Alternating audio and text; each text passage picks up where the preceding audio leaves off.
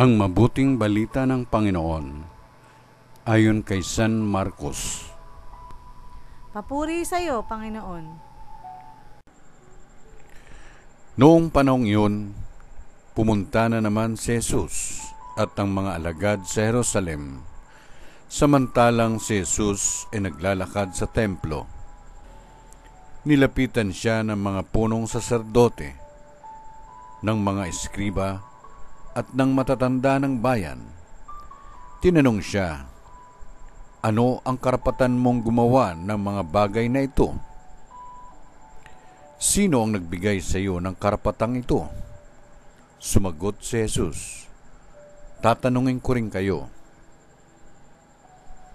Pag sinagot ninyo ako, saka ko naman sasabihin sa inyo kung ano ang karapatan kong gumawa ng mga bagay na ito.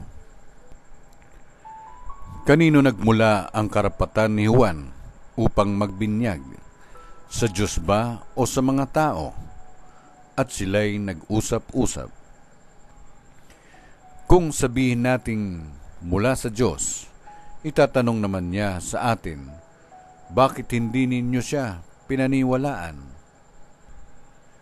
Ngunit kung sabihin nating mula sa tao, natatakot naman sila at baka kung ano ang gawin sa kanila ng mga tao, sapagkat kinikilala ng lahat na si Juan ay isang propeta.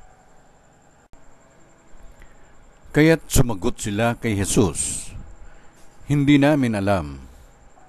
Sinabi ni Jesus sa kanila, "Hindi ko rin sasabihin sa inyo kung ano ang karapatan kong gumawa ng mga ginawa ko."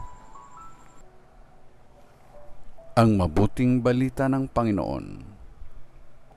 Pinupuri ka namin, Panginoong Jesucristo.